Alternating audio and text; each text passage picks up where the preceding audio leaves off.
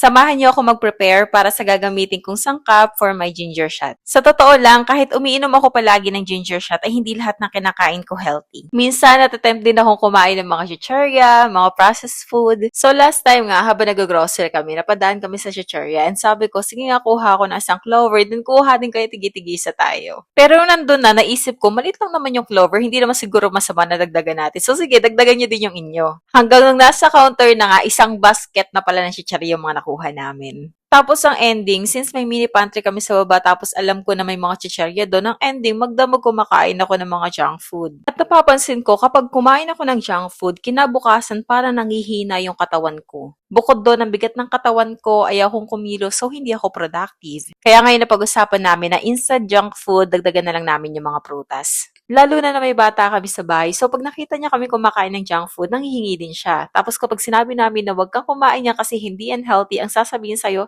ay mami, huwag kang kumain yan kasi hindi yan healthy. O diba, bumalik din sa akin. Kaya pag may sinabi kang bawal gawin sa isang tao, kailangan ikaw mismo, hindi mo yun gagawin para sundin ka nila. Bali, malapit na akong matapos sa paggagayat itong mga ingredients for my ginger shot. At pagkatapos ito, i-juice ko na siya. So, ganito nga lang kadaling gawin yung ginger shot ko at ginagamit ko lang tong juicer na to. Ang gusto ko sa juicer na to, madali lang siyang i-assemble at hugasan. Ang dami ko ang tinignan na juicer, may tinignan pa akong pang shake. Chinek ko talaga yung reviews para malaman ko kung gaano siya ka-user-friendly. So, I think may 8 months na to sa akin at habang tumatagal, mas dumadali siyang gamitin. So, 24 hours na ngayon nakalipas kasi binabad ko pa tong ginger shot sa turmeric at paminta. So, itong version na to, bago siya sa akin kasi nalagyan ko siya ng ampalaya at ng sibuyas. So, hindi ko pa talaga alam kung anong lasa niya. So, nang tinikman ko siya, nangibabaw sa lasa niya yung sibuyas. At dahil lagi din naman lahok ang sibuyas sa mga ulam natin, so marirecommend ko siya gawin niyo din. Kaya nasa yellow basket ko yung juicer kung gusto rin gumawa ng ginger shot. And don't forget to follow me para magkita-kita tayo sa mga susunod kong videos.